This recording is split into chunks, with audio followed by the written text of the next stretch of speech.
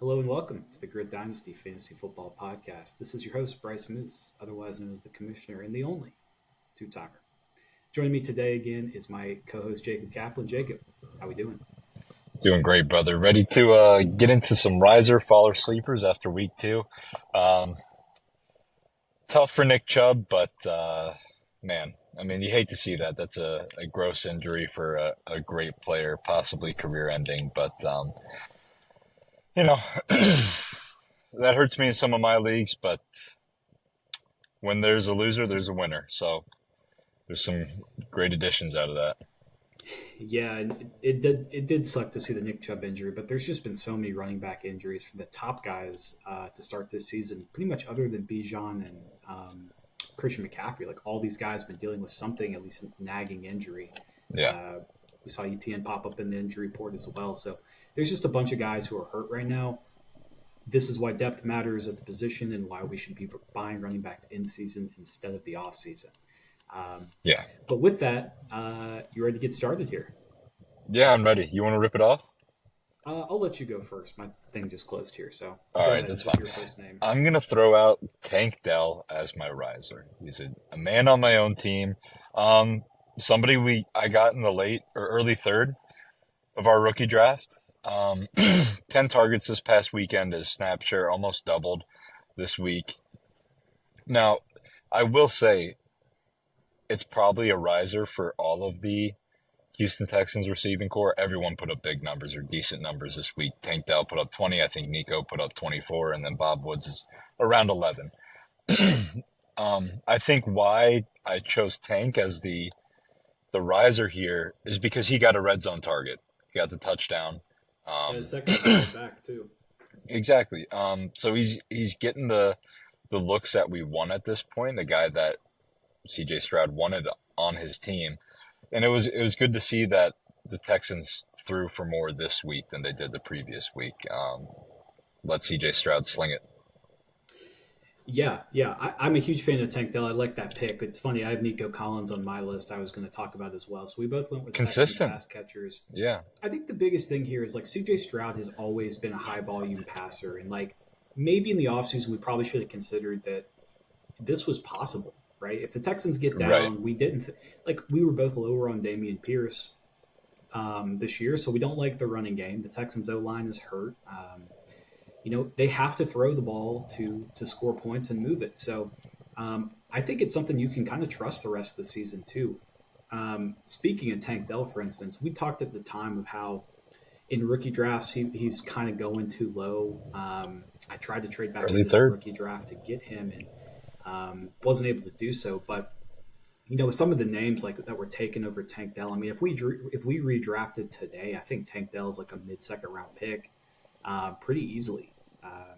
Yeah, and it was so strange because it was kind of the reason, um, like Jonathan Mingo went higher because he was an earlier pick and kind of looking like the guy for Bryce Young and Rasheed Rice as well. Like, hey, Pat Mahomes says, let me get Rasheed Rice on board. So why not the same thing for Tank Dell, right? And he ends up going in the third when Rasheed Rice was a early second.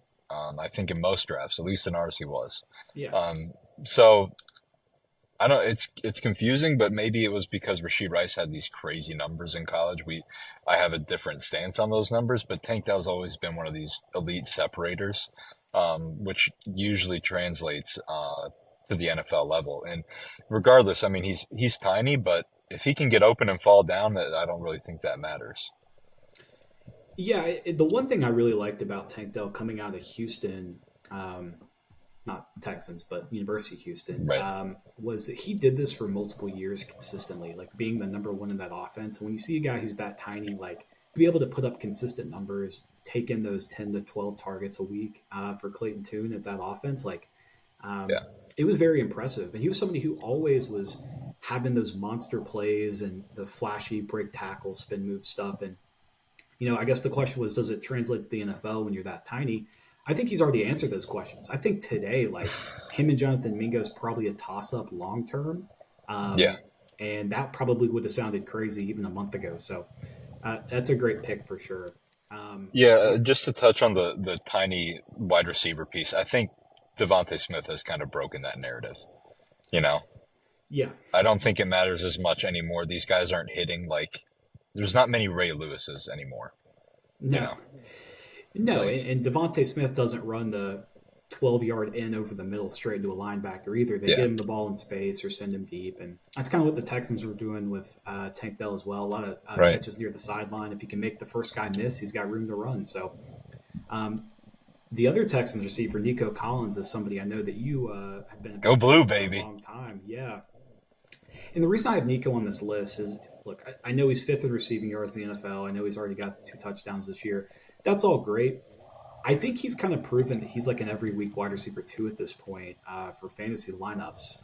Heading into the season, we kind of thought he was like a flex option, somebody you'd like to have on your team, but you don't probably feel good about starting week to week. Yeah, Seeing him go for over 100 yards and a touchdown, he get another touchdown called back in that game with a penalty. So he could have had one of these monster games.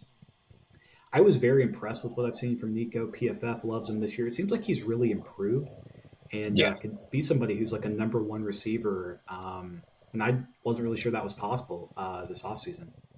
yeah. I mean, he's gone from a guy who's able to use his 6'4" frame to being able to like run routes efficiently and get open. And listen, I think CJ Stroud's the best quarterback he's had Yep. since college. You know, in college he had Joe Milton and Spray Patterson, and then went into the COVID year, and took off some time before getting into a rough situation at the Texans. So it kind of seems like things have settled down for Nico, and he's kind of solidified himself as a possible our wide receiver one on that team. Yeah. Um, Number two, do you want me to lead the way here? I'll rip it off.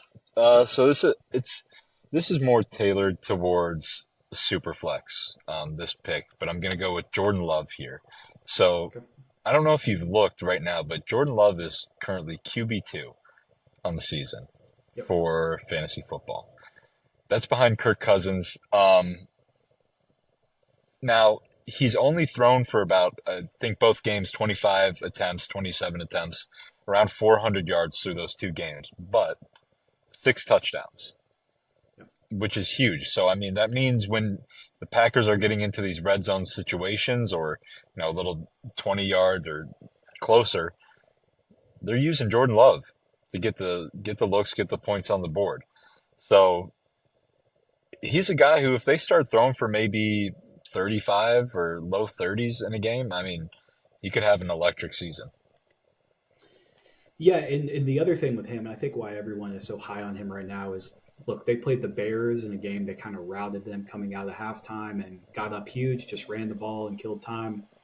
Second game was against the Falcons, who just milked the clock, and it's gonna be a slugfest for whoever plays the Falcons this year. That's why I Yeah. was high on them as just a team in general. But um, I think when the Packers get in some of these shootout situations, like Jordan Love's going to have these big performances. The biggest thing for me is like he just looks so comfortable. It looks like he's Yeah. just ready to go.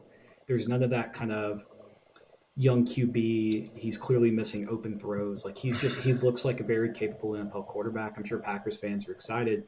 The last piece thing for this conversation really is Christian Watson still hasn't played this year. Um, Sounds like he's going to be back this week. He's been dealing with a nagging hamstring injury, but um, Christian Watson, a lot of people thought is the best receiver on that team heading into the season. So if he gets his number one back, somebody he'd love throwing to. I know we all saw the preseason clips and everything in practice with him Yeah. throwing these bombs to Christian Yeah, he's Watson, going to but take the top off the defense for him.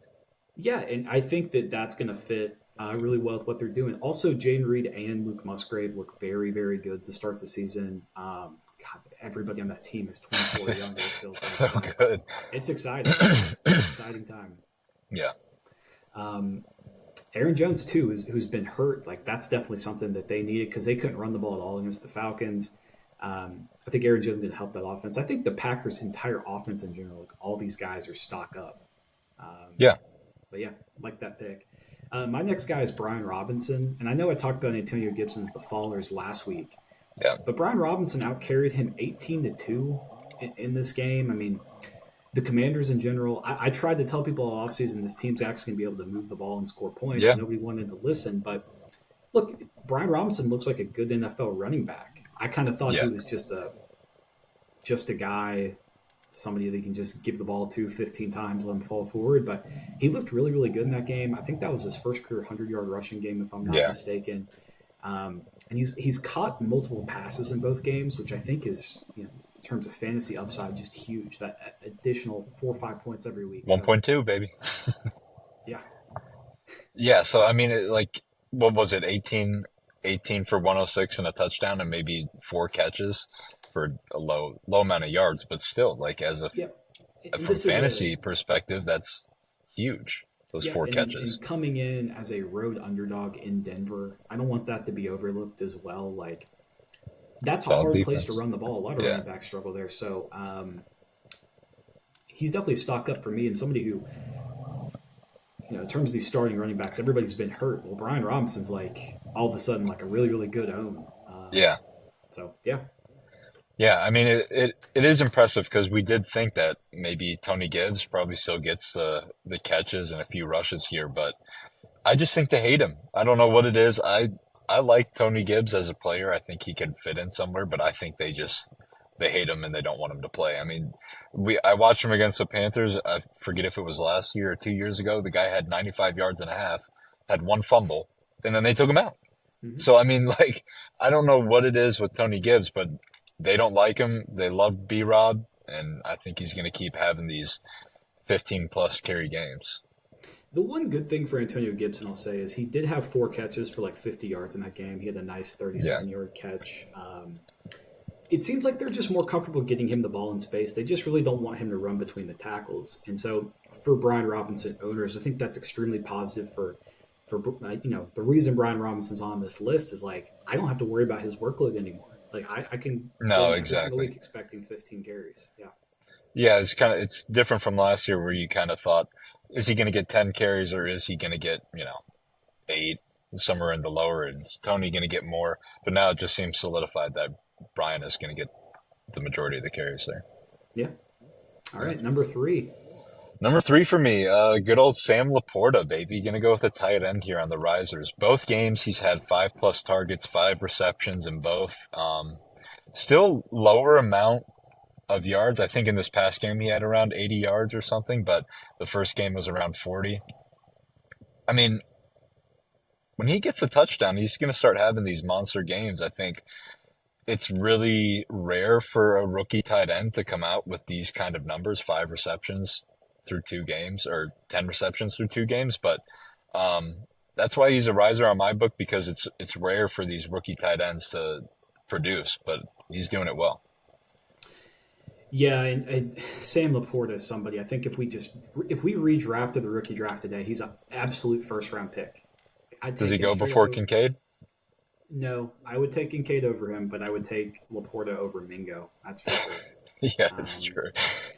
I mean, Laporta went at the end of that second round. I mean, that was like 208, I think, with that pick. Yeah, that's true. He's already well worth a first round pick. Yeah, Look, the Lions just have no competition for him at tight end, and he's going to play as much as he can handle. And I know it's been the great myth, but when Jameson Williams finally returns, like everything's going to get easier for this passing offense because they just have no field stretchers. You just saw yeah, Josh Reynolds have 5 for 60 and 2 touchdowns, and I think I'm about as fast as he is at this point in his career. So um, once Jameson Williams is back, I think this Lions offense can just really blow up. I've said this for a year and a half, but I obviously like I need to see it with him. But you can see what their plan is. They have so many of these guys who are good underneath and middle of yeah, the field, and then they have the field stretcher. So if it all works out, I think this offense can be really, really explosive. yeah. It's finally an offense that's like complimentary for Goff. I don't think he ever really had that at in LA. Hmm. If they were LA at the time, I forget. But uh, Yeah, yeah, yeah. Um, but yeah, it's finally something that looks pretty similar to what he had in college. And I think it's perfect for him. Little dump offs, and then hopefully Jameson comes back and just rips the top off the defense. yeah. It was also good to see Jameer Gibbs' snaps increase this past week. I know David Montgomery got hurt, and Craig Reynolds did play a annoyingly amount, but Yeah, um, I don't think David Montgomery's going to play this week. I'm really interested to see if they can kind of with a full week to prepare, if they can get Jahmyr Gibbs like really involved in the running game, um, big They thing for should. him is I think he's caught 4 balls in both games so far, which is extremely or 4 or more. I think he caught 6 this past game, but that's the stuff you love to see as a Gibbs owner as well. Yep. Um, Hit me. last guy on my risers was just in general. It's these Tampa Bay pass catchers. Mike Evans and Chris Godwin. I should probably throw in Trey Palmer as well, who's been playing pretty much all of their slot receiver snaps. But um, Baker looked comfortable. Yeah. Um, I kind of came into the season thinking Godwin was like a middling kind of receiver play for 2023, just because like we didn't expect I thought the Bucks would be one of the worst teams in the league personally. I really did. Yeah. Mike Evans is entering that 30, 31-year-old season. And then, we everyone's always talked about how Mike Evans has always had 1,000 yards every single year. Well, looks like he's on pace once again. And I was the Yeah. idiot who It's said he crazy. wouldn't do it. So, Yeah. um, but look, Baker looks comfortable. The one thing I'll say of why I might be a little hesitant, and the reason this was third on my list is because they have played the Vikings and the Bears. I Yeah. think that's the 2 worst pass defenses in the NFL. Teams who do not get pass rush and teams who corners can't cover. So it's good that they have looked good in those games. But I'm going to need to see it against a quality opponent here coming up. I think they play the Eagles this week, if I'm not mistaken. So we should learn a lot there. Yeah. So Mike Evans is a guy that I had on my surprisers list Okay. because sure, I thought Mike Evans is great. Again, he's one of these guys who's always had 1,000 yards, but started to seem like maybe he would start to slow down a little bit, even on reception perception. Yep. His stats had kind of declined. So, um, but once again, he goes for 100 yards and a touchdown. Um, I mean, over 100 yards, but still.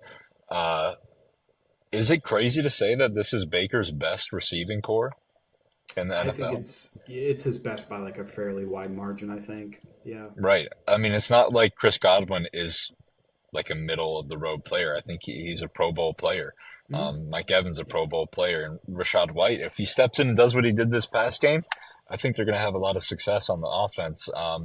Definitely helps out Baker. It's kind of what he was used to in college, and that's why it's kind of at my surprise because I didn't think Baker would be good enough to get these guys the ball like this. But um, age isn't a problem for good old Mikey, and Baker's doing pretty well. He's actually getting some pass protection. It seems like that's always been a thing is Baker's getting Yeah. sacked 5 times a game his entire career. Well, he's actually standing up right now and he can Yeah. actually deliver the ball. And it's really good to see. Like, again, I don't know if Tampa can keep this up, but at least at this point in the season, like, I would be pretty excited if I owned Mike Evans or Chris Godwin at this point. So, yeah, Especially Jordan after trading away Tyreek for Mike Evans and a couple bunch of firsts. I picks. forget. Yeah, Yeah. bunch of picks. Like, I think it was Um, 2 firsts and a second on top of yeah. that. Yeah. Yeah. So I'll rip off the fallers here. My dear Miles Sanders. And I don't think the faller is really for his own talent. Um, the opportunity is still there. Still getting like 14, 15 carries a game, still getting 5 targets, 4 receptions, things like that.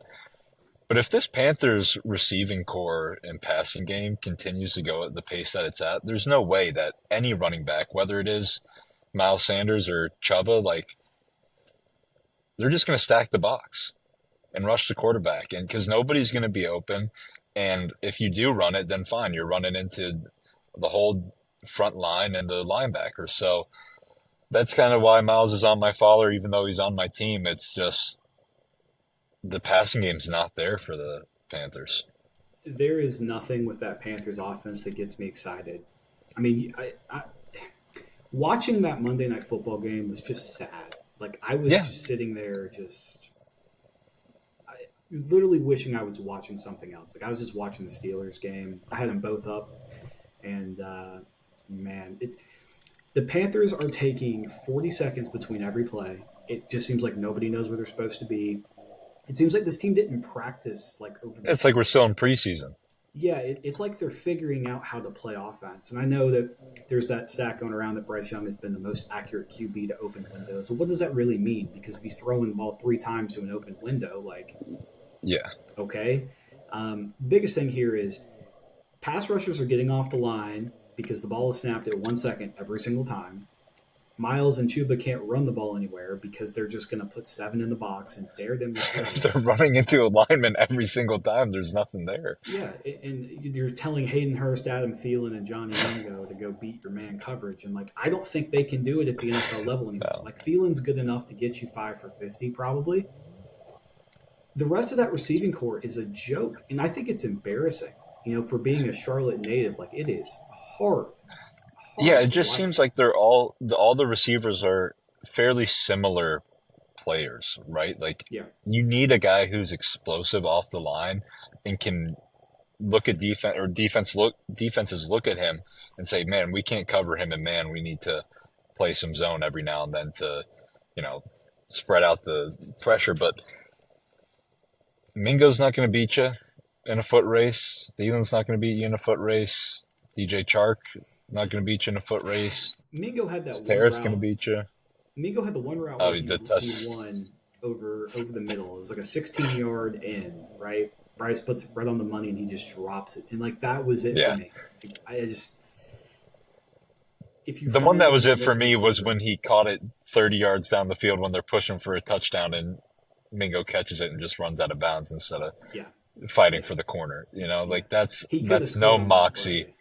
He went backwards. No, it's because he's learning how to play receiver. Like this guy was taught an Ole Miss Right. gimmicky scheme in college, and now has to go play NFL receiver at a high level. Like we saw Elijah Moore struggle coming out of Ole Miss, like as a rookie. Like this is what happens. It takes these guys a minute because what they are playing is essentially a different position. What wide receiver in the NFL is. So I just don't know why anybody expected Jonathan Mingo to have this like breakout year one performance. Like I get Yeah. he was taken high in the second round. Well, okay, like Yeah. that doesn't matter anymore. So um, I don't know. Like the Panthers just do not inspire me. They do no motion, they do no creativity, and like Miles Sanders is just like the guy getting punished for this. I don't think he looks bad. I Yeah. think he looks good out there, and the opportunity's still there. Like that's why we liked him heading into the season. But man, if there's just nowhere to go, you start ending up in this situation where it's like, what's the point of even running? Like, Yeah, exactly. So, which brings me to a question. Who would you pay more for at this point? Miles Sanders or Najee Harris?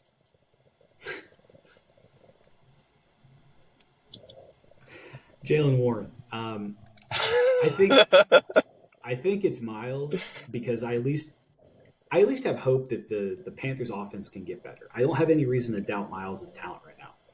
Najee Harris looks like the worst player I've ever seen in my life. Like when you watch Jalen Warren, it feels like you're watching a different sport because he's so much faster and more explosive. I'm not even Aggressive saying towards the Jalen line Warren. of scrimmage. Yeah. And even as a Jalen Warren owner in like every league I have, I'm not trying to sit here and say that he's some special talent because I don't think that he is. I just think Yeah. that he's at least a little explosive and can catch the ball.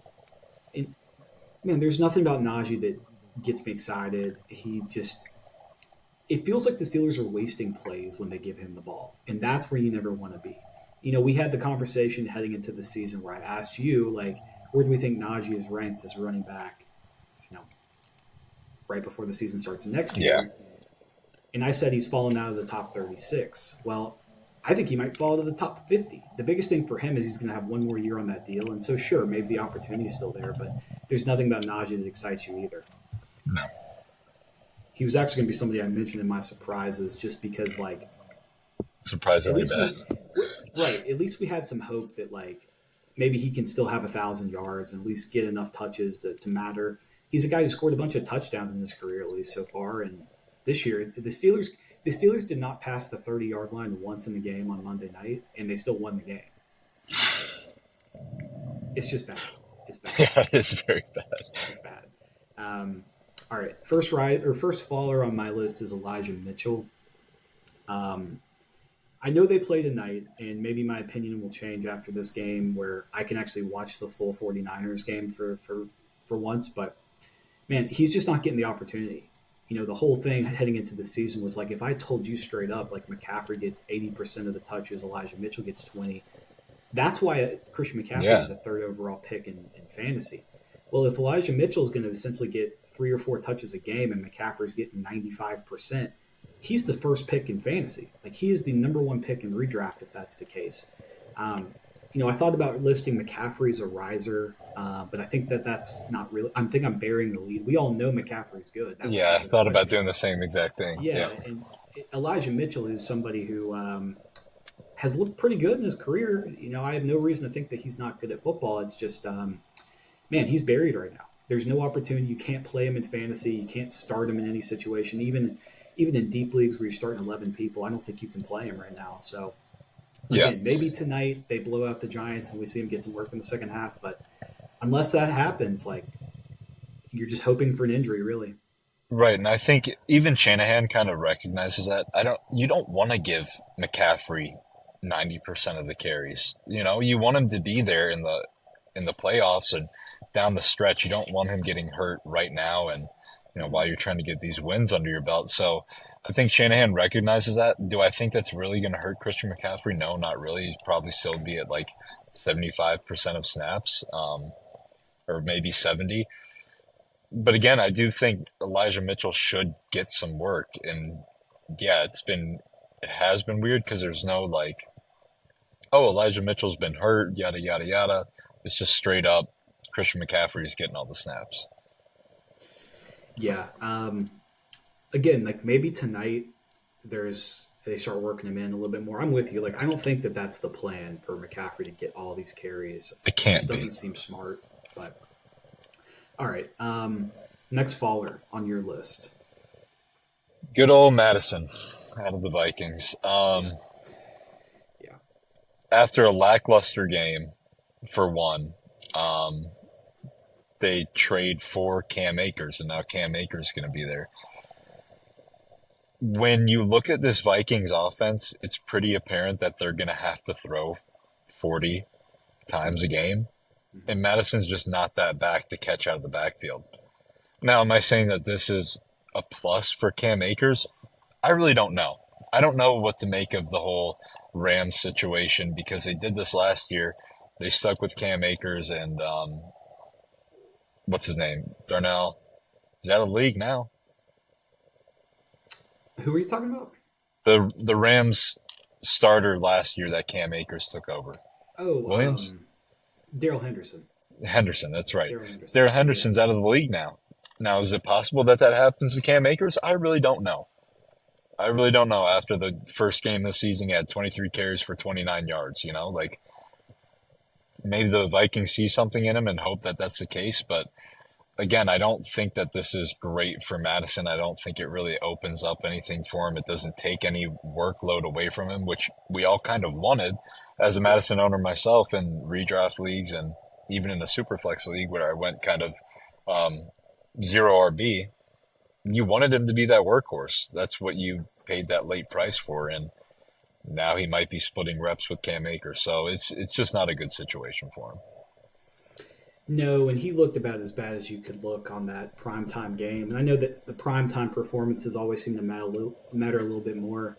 Yeah. As a dynasty community, we really love to overreact after one game of football, but when it happens in prime time, it's just Yeah. everybody sees it. All the So eyes, baby. all the eyes, and it's always the worst case scenario for these guys when it goes bad. So again, Cam Akers, I saw a joke on Twitter saying that the Vikings signed Cam Akers just to have a less explosive back than Alex Madison. Like, Yeah. I don't know what to make of his situation, so it's I two left very him off my similar list. players. Yeah. It's really what it is. It's two pluggers who are not great pass catchers, who are heading towards the end of their contracts, and I don't know. I think the Vikings don't know either. I think that's the point. They want to play their best running back at this point, and I think they're trying to figure that out who it is. Ty Chandler kind of takes a hit there just because there's less opportunity for him now. But Right. again, I don't want to completely bury him because I don't think it's crazy to say that Ty Chandler's the best pass catching RB on that team. So, Exactly. That's yeah. yeah, definitely makes sense that Alex Madison's on this list. Again, something like I was fairly excited for coming into the season. I wasn't like jumping up and down trying to trade for him in every league, but I definitely thought he would have a solid season. We thought the Vikings would score a lot of points, and if your running back is not attributing to that whatsoever, then Yeah. um, it's just not going to happen. The Eagles ran the ball 31 more times than them on Thursday night. Yeah, I 31 mean, more what was the carries. total of the Vikings? Like 9 carries or something? It was, I want to say it was nine 7. total rushes as a team, and the Eagles had 40, 41, something like that. Swift alone It's like quadrupled 28. what Madison's Yeah. attempts were.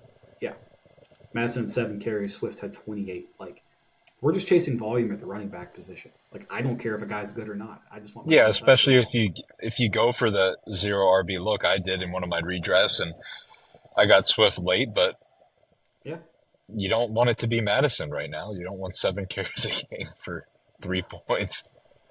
No.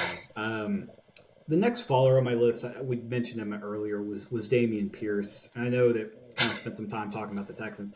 I just don't think he's very good. I think everybody's concerns heading into last season. Remember when like we were talking about redraft startups and it was like Damian Pierce looks like he's going to be the starter, but no one's like, I don't know how good he is. He's a fourth round pick. He never did much in college. I think this is the Damian Pierce that we all expected.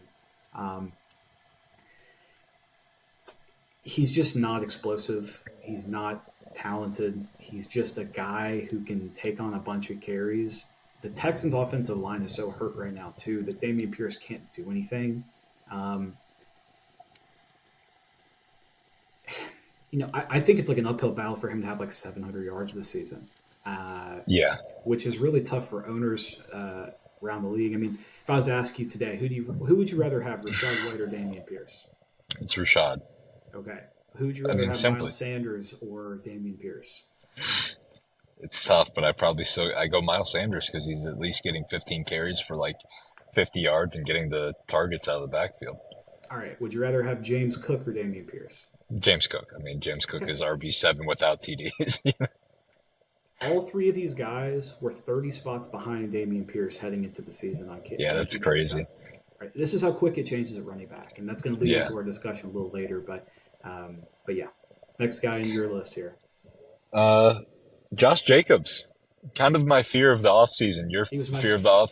You've mentioned three of my surprises so far. Yeah, yeah, yeah. I mean, it's like exactly what we had talked about, and I don't know why guys don't understand this. Like, if you don't come into the season prepared, it's not going to work out. It doesn't matter how many times you play football in your 13th year if you're not at least getting into the motions of the off season. I just don't think you're mentally going to be there. Um, he's had what 10 fantasy points in both of his games. 10 in Well, the yeah, first game, 10 in the second game. yeah, and it's Like, like all based on receiving too. Little dump off passes. It's right. So, I not mean, he rushing. had a lot less opportunity in that second game. I think he only had like 9 carries, but at least he had like 8 targets or something like that. Mm-hmm. But it's a guy that Zach traded for a first and a Kyle Pitts for Josh Jacobs and Bob Tunyon, and it just looks like an awful, awful trade at this point. He's very fortunate that Kyle Pitts is like totally just buried right now Yeah, because if Kyle Pitts was even giving you a startable week every week, that trade would look miserable. Again, right. this is why you sell high. You just see a guy have his best career year and touch the ball 370 times. Like, what are you expecting? Like, he's not going to go up in value from that point. Like, this is why you move people. Yeah, I Um, mean, the other stat that you brought out was running backs who have over 330 carries the year before, they yeah. never meet that the next year. And, No, just sell. You get a first for him easily. Even after the holdout, I think Zach could have gotten easily a first for him. so much has to go right for a running back to get that many touches in a season. Like you've got to be able to catch passes. You got to be able to. You have to be on a team that has like a very neutral game script. They're never getting Yeah. blown out, or they're always playing with the lead, and then there's no one behind you. And like they've worked Zamir White in a little bit. He fumbled, I think, in the first week. Zamir White's is like he's whatever, but Yeah. the Raiders are really struggling to move the ball right now. That was the Bills on a short week, and you fly, across the country just to get boat raced by four touchdowns. So The Raiders team in general was my surprises because I just wanted to talk about the disaster that's going on there, and It's we'll weird. mention it a little bit. But Jacobs in general, like if I have Josh Jacobs, I'm trying to sell him for Rashad White and something else. Give tier down to running back. Go get somebody that's playable. Like go to your James Cook owner. Go say, hey, I'll give you Josh Jacobs for James Cook plus. Like Yep. you can't Especially if risk. you're in Dynasty, if you're a contending team right now. Like you said, James Cook would be great. RB7, zero TDs. If he starts getting TDs, it's going to be great. Yeah, Yeah, Josh Jacobs is just not what it was last year. you chase opportunity, and opportunity changes year to year around the league. I mean, the Raiders' offense is just not the same thing as we saw last year. There's a reason that they tried to change their offense because they don't want their franchise running back touching the ball 30 times a game. So Yeah, this is what happens, and um, it definitely makes sense that he's a faller. The peak value we saw for Josh Jacobs, we're not going to see that again. yeah. Last guy on my list here was Rashad Penny, and I know he's kind of a deep bench guy, but when you have a game without uh, Kenny, Kenny Gainwell, sorry, I was just blanking for a second, I know. and the A team lot is of willing to names give there. DeAndre Swift, yeah, the team willing to give DeAndre Swift 28 carries. Well, Rashad Penny, who we've seen like have great fantasy games. I mean, towards the end of last season, like he was a monster for the Seahawks, and um, where Nothing. is he? Where Yeah. is he? Like he's not on the field playing. They put him in for a one series. He got two carries, and then he had a holding call on an AJ Brown touchdown. Never came back in. Um, Yeah, I think his injuries have caught up with him at this point. The neck injury, the ankle injury, and that ankle injury wasn't like a simple ankle injury that you can get over. It's a tough one to come back from, and he's a guy that I think the Eagles paid 8 million to come in, something like that. I don't know if it was over 2 years or over one year, but it's a 2 year deal. Yeah. you would at least think they'd give him some carries. But it looks like at the end of this year, he's probably going to get cut. I mean, they chose him over why can't Trey Sermon? So I mean, what does that tell you about Trey Sermon at this point? Not good things, that's for sure. But Yeah, the biggest problem with heading into a running back room with four guys who are all kind of similarly valued and similar talents is like, yeah, like the opportunity is there for somebody to take over the backfield. There's also opportunity for the guy to be totally just shut out of the offense. So I think yeah. that's unfortunately what's happened to Rashad Penny. But yeah, on to surprises. Surprised Or unless you I have have anybody else on your followers list. no. That was Excuse it me. for me. Okay. That was it for me. Surprisers. I'm going to start off with Jerome Ford, and it's not because obviously the awful Nick Chubb injury. It's because of what he did when he came in. 16 carries for 106 and decent receiving work. Um, I don't think Kareem Hunt's really going to hurt his abilities that much. What's that look like in the next game with that same stat line? Probably 12 carries for 80 yards, a touchdown, and two catches or three catches. Like I don't think it looks all that different. Um, I think they're bringing in Kareem as just to be a nice backup guy, give Jerome some breaks. He knows the offense. He's been there for a while. Um, I think Jerome is going to get plugged. Yeah, and heading into the season, I talked about how I thought Jerome Ford was like one of the best backups in the NFL, just given his profile and how he was like coming out of college. He looked really good in the preseason as well. Um, Kareem Hunt to me is somebody who's they just need another body. Like they just Yeah. traded for Pierre Strong in preseason. He's not going to know the full offense. He's like a package player anyways for them. They just need somebody just in case something happens to Jerome Ford. But it was definitely great to see him get in there and do it just straight up as a you know He like crushed the it. Steelers have a good defense, right? So like in order to do that against the Steelers, you got to be pretty good. It was definitely great to see. The other side of that is how bad Deshaun Watson looks. Yeah, They need Jerome Ford to be yeah, able to run the ball. He's going to yeah. get He was an time honorable carries. mention on my followers, Yeah, Deshaun. that's a good honorable mention. Yeah, Um, but yeah, I definitely think that Jerome Ford is. I probably should just do this now. If you have Jerome Ford on your team and you can't play him, you're making mistakes sell with that whoever is in decision. front of him. Sell who's in front of him. Like, what's the point? Like, Will, I'm looking at you. Like you have Kenneth Walker and Tony Pollard. What's the point? Yeah. Just sell Kenneth Walker to somebody who needs a running back. Like holding this guy to play him as your flex spot, it doesn't do anything for you. Your points over replacement is like 1.5 right now on a weekly projection thing. Like, Yeah. what is Kenneth Walker really over Jerome Ford for the rest of the season? It's not Yeah, and much. this offense really revolved around Nick Chubb for quite some time. I don't think they're really going to change up that game plan. It's not looking like Deshaun has that ability to really take over the offense. So I think Jerome's going to get a lot of opportunity. Yeah. First surprise I had. Well, I guess we talked about the Raiders. I guess we talked about the Raiders passing game. They went into the fourth quarter with only one wide receiver who caught a With one pass. catch, yeah. Yeah, like And then I think Devontae still ended up with what, 8 catches or something like that. yeah, he had a very good game. I mean, we know Devontae's great, but like they're not involving these other guys. And Jacoby Myers, I know missed the game. He had a very good week one, but it just seems like it's so scripted. Like there's no creativity again on this team. It's like it's really bad for all these guys. Is Again, that the Jimmy G effect? it might be like they're not using Michael Mayer. He's playing. Jimmy doesn't throw to him. They're playing Wilkinson. I don't even know who this is. Over Hunter Renfro right now. Like, It's just weird, man. It's really weird what's going on there. It's like you still have a lot of the same pieces. Sure, Waller's not there, but you have Michael Mayer now. Unless Michael Mayer sucks, which I don't think he does. well, they've been But playing him and Austin Hooper. They've been doing a lot of two tight end sets trying to run the ball. But the problem is every team in the league knows what they're doing when they have eight in the yeah, box. Like, there's not anything to misdirect. It's very much like the Panthers right now. It's just it seems like a very high school offense, and it's just like okay, our best players better win or we're going to lose. You yeah, know, so all those guys to me are sells. Like Devontae Adams right now is a sell. I don't trust him long term in this offense. Josh Jacobs is a sell. Like I want nothing to do with the Raiders. yeah. Which I would not have said that in the offseason. No.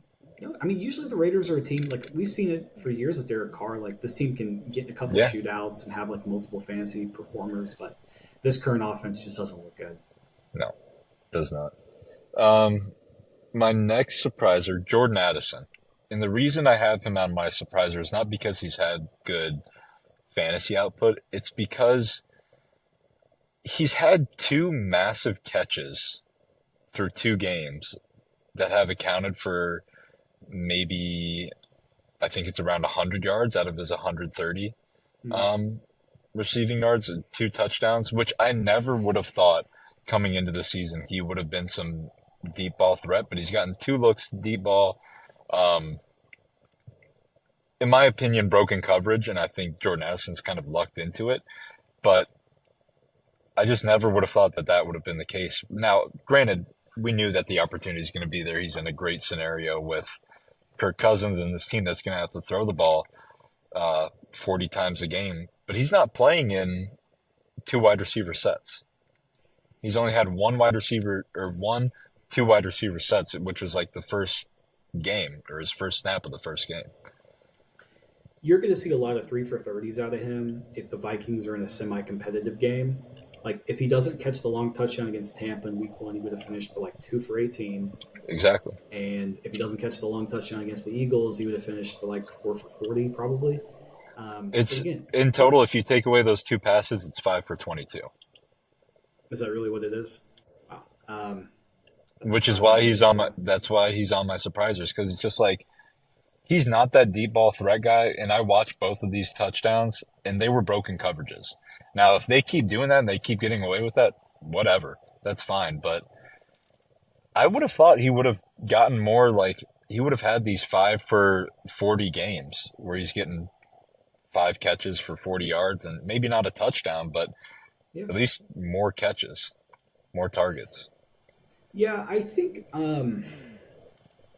think as long as the Vikings have this bad of a defense, they're just going to be throwing the ball so much. I do think as the season goes along, like let's say the Vikings start like 2-6, it would make sense to get Addison as many like catches and opportunities as he can handle. Um, just trying to get him ready for the following season. I think they have a lot of things they need to work on as a team. we kind of talked about it a little in the offseason, but the Vikings are kind of soft tanking right now where they've gotten rid of like all of their veterans on their roster, so many young guys, and it's like Kirk Cousins at like the end of his contract. Yeah. Um, this is kind of why Justin Jefferson was behind Jamar Chase there for a minute, is because, well, we don't know who's throwing them the ball next year. That Yeah. also applies to Jordan Addison. It also applies to Hawkinson. Like, I don't know who that quarterback's going to be next year. Depending on how bad this flames out, I could see Kirk Cousins wanting to go play for an actual competing roster. Um, He can do you it. know, he Kirk looks great right now. He really does. He looks great. Like I His know number he's one QB, I wouldn't have said that in the offseason. yeah, and he's got like 4 turnovers through 2 games too, and he's still QB1. So He's got better um, fantasy production than Pat Mahomes, Josh Allen, Jalen Hurts, I Joe will say Burrow. though, Like, going back to Jordan Addison, I will say I think of all of these rookie wide receivers, I think he's the best to own for a contender yeah, because opportunity wise and like how they play, I think he's going to have bigger games coming down the stretch too. right. I agree. It was more my surprise of that if he doesn't catch those two passes, he's 5 for 22 through 2 games, which I would have thought he would at least be like 10 for 80 Mhm. or at least double that or something. Like, I just never would have thought it would be 5 for 22 through two. I do think it'll get better for him. Hopefully, they start putting him in more two wide receiver sets, but if he can't beat out KJ Osborne for that opportunity, then it's a little rough from that perspective.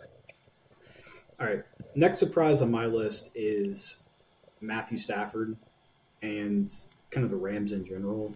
Stafford looks great right now. He They all does. look great. Um, Maybe it's possible we underrated McVay and underrated Stafford of like when these Sure. guys are actually at their peak. Um, you know, the biggest 3 risers on Keep Trade Cut right now are all Rams, Puka, Tutu, and Kyron. Um, that's really encouraging to see. Now, it's possible all these guys are, fool's gold because when Cooper Cup comes back, it's just he's set up for another good season. But we had a lot of Yeah. questions coming about Cooper Cup about this season, just because of the state of the Rams and the state of Stafford's arm and everything like that. But man, if they're going to be throwing the ball like this and being efficient, and Kyron looks way better than any of us ever thought he would look, like maybe Cooper Cup's going to come back and kind of be that fantasy wide receiver 1 or 2 once again.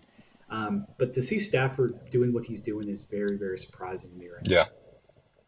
Yeah, and it's awesome because I do think when Cooper Cup comes back, it's gonna get even better. But um, to that point of this Rams offense rising, I have Puka Nakua in our Superflex league. I know Mhm. Austin's got him in our Grit league, but um, people have asked like, is he someone that his output kind of declines as Cooper Cup comes back? I really don't think so because Stafford's kind of sharing the ball right now. Tutu Atwell's still having great production. Kyron Williams still catching the ball well. So I don't I don't think it's going to go down when Cooper Cup comes back. So I think any one of those guys are a great own right now. It's so funny because Tutu was like almost a joke to keep on my Yeah, taxi squad last year. It's like somebody I thought was just like a terrible bust, too small to yeah, play. Tutu Atwell just played 96% of the snaps and went 8 for 77. yeah. And Tutu's wide 100 yards receiver. the first He's game. like Tutu's like wide receiver 6 or 7 right now without a touchdown. It's crazy. It is Um, crazy. but I do. I think when Cooper Cup comes back, I think it's just Van Jefferson who takes the biggest hit, just in terms of playing time. Puka's too good to take off the field, and they clearly know that already. Stafford loves Yeah, throwing him the ball. I mean, you don't get 35 targets by exactly. mistake, right? Like, and then Tutu has a skill set that no other receiver on that team does. But I think he's going to continue to play as Right. well. Van Jefferson's the guy I think who gets squeezed, but the Rams in general, I think are going to be a very exciting place in fantasy. You can score points on them, and then they can score points on pretty much any Yeah, defense. So I think any game involving the Rams is going to be fun. So get those guys in your lineups. agreed. Um, we already talked about my last surpriser, Mike Evans. So if you Yep. got one, go ahead. No, we talked about mine too. I forgot what it was. Raiders. Well, we talked about the Raiders, talked about the Rams, and the Texans receiving court. Yeah. Yeah, Um, But yeah, that's the end of my riser fallers and sleepers. I think the biggest thing that we probably should touch on here is just the state of the running back injuries. Maybe dive into this a little bit, but what are your thoughts right now as a McCaffrey owner? Seeing all these guys get hurt, and kind of what's the thought process there? My thought process is I hope Elijah Mitchell gets some carries. Yeah, For fantasy and for the 49ers alone, I don't think it's sustainable for a guy who has a past of history or a past of injuries. I don't think it's safe. And sure, injuries are random, like what happened to Nick Chubb. I don't know. I think yeah, Mika took a dirty hit, but at the same time, like the more times you're out there, the more likely it's going to happen as a older running back. So as a McCaffrey owner, I see my team just kind of going into some rough situations. Garrett Wilson with Aaron Rodgers out. I'm trying to sell, and I've been trying to sell CMC and AJ Brown to tank and get my first back. But um, I don't know. McCaffrey's a league winner at this point, and until proven otherwise, until injuries happen, I think he remains to be a league winner. He's the only running back through 2 weeks with over 200 yards. So I'm not too worried about him. I hope Elijah Mitchell gets some touches, gets some relief. That's about it. yeah. I think it comes back a little bit to roster construction. Like if you have McCaffrey, the the idea that you have RB1 in fantasy is so much of an advantage over everybody else right now. What you do with that RB2 slot is really where you can kind of get creative, right? You don't need two absolute workhorses to have a great fantasy team. I mean, with these Yeah. guys getting hurt and so many running backs splitting carries and touches right now, it really makes sense to load up at wide receiver, kind of try to win elsewhere. Because, man, I don't know. We could be talking here a week from today and have two more running back injuries that we have to talk about. And with Eckler hurt, David Montgomery hurt, Chubb hurt, ETN hurt, and Kenneth Walker missed. Like, there's so many people right now who have been hurt, and it's just the nature of the position, right? And so, being able to take advantage of those handcuffs and those backups is coming down to roster construction. Like, if you're the Nick Chubb owner who doesn't have Jerome Ford on his roster, well, you're screwed. Yeah. There's that's just a totally lost value, totally lost you know opportunity really to move him, because now everyone's questioning Nick Chubb's like career outlook.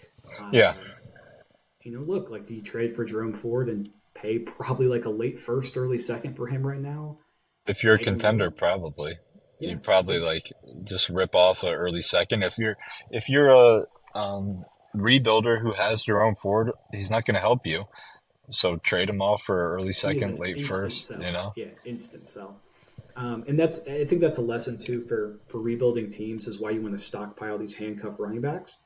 You never know what could happen. Your guy might be thrust into a starting role. With how It bad happens Najee every Harris year. is, yeah, I mean, we might be looking at a 70% Jalen Warren soon. You know, Yeah. if that Yeah. happens, like, please come buy him from me. I'll take a first.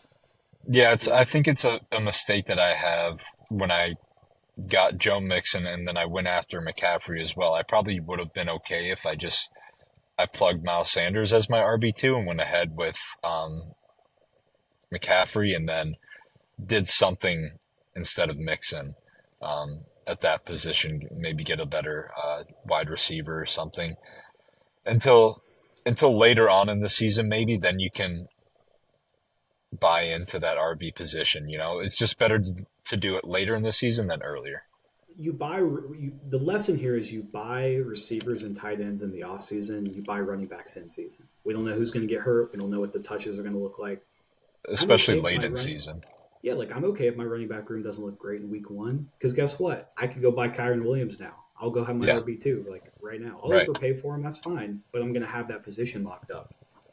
Yeah, Um, but that's kind of the overall discussion there. Is, you have to be willing to make the moves, and if you go too in or too all in too early, you can kind of put yourself in a bad position. And I think that's kind of what we've seen in a lot of teams in the leagues that we play in. yep. Um, Anything else today? That's it. Let's go 49ers. Let's go McCaffrey. Get me some Give me good one sell. player off the top of your head. Give me one player that you wish you could buy right now? Like one Brandon player Ayuk. for your team, like helps your team. Oh, for my team? Um, so I mean, with my team right now, I'm trying to transition from contender to rebuild. So I was targeting Jamar Chase.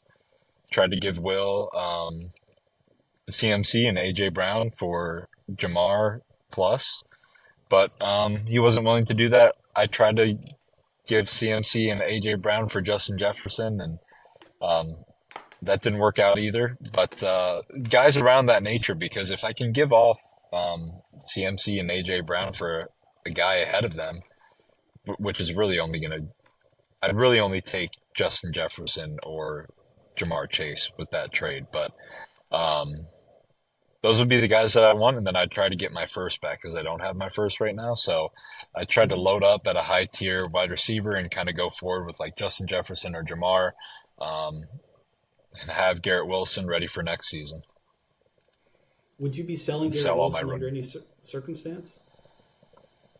If there's the right offer, I hate selling low, um, Yeah.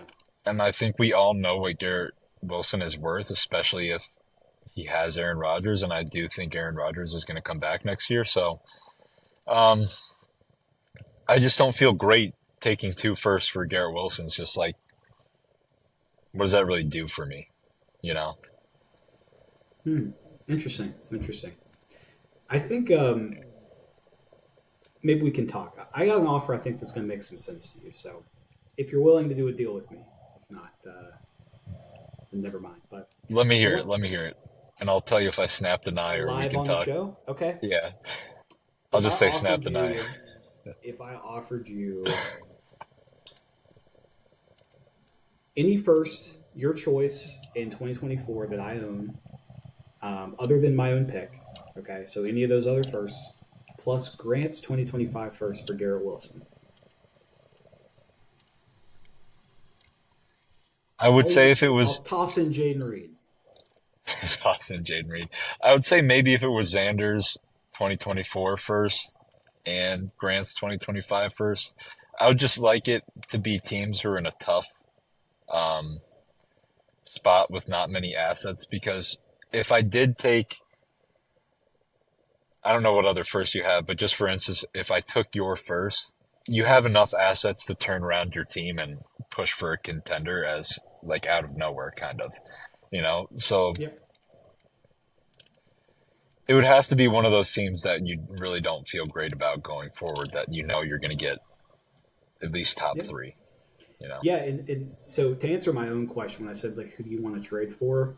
To answer this for myself, I'm trying to make the decision now. Like, I don't think my team is the worst anymore. I think it's clearly better than two teams in this league. Right. I still have plenty of stuff to send to buy that first overall pick. Like, I'm not worried about that right now at the moment. I'm trying to position my team best for next season. Now, I don't think I can make the playoff push without gouging my picks, and I want to make sure I keep my picks for this offseason for what I'm trying to do with this because my Right. team going to look totally different. But um, what I'm trying to do right now is buy people who get hurt. So people whose seasons are over or are going to miss 2 months. Sure, let me give you some guys That's who play for them. that's exactly why I was trying to go for Jamar Chase. He's in a rough situation. Yep. Um, and that's why I was trying to give AJ Brown away and CMC and try to get Jamar Chase plus, but um, in transition towards tanking. So like it would help me out even more if Joe Burrow didn't play it if I had Jamar. So um, I don't know. I think you got the right idea in mind. Yeah, yeah, and so much changes so quickly here. Every week we've had people missing practice and getting hurt in games and stuff, and you got to be willing to make moves during the season. So if you don't have the assets or movable pieces mid-season, like you get kind of stuck, and there's stuff that you can't take advantage of. So Yeah. it's kind of what I'm preparing for. I've loaded up on a ton of young receivers, and I'm waiting for these teams who have somebody get hurt. Say, I need a receiver. Well, okay, come to me. But that's kind of my thought process right now is just position myself to make moves over the next 6 7 months here and get ready for next year. But with that said, is there anything else today? Go Niners. Niners cover, big win tonight, 17 Yeah, plus. All right. Thank you guys for listening, and we will be back next time. Over and out. over and out. And stop.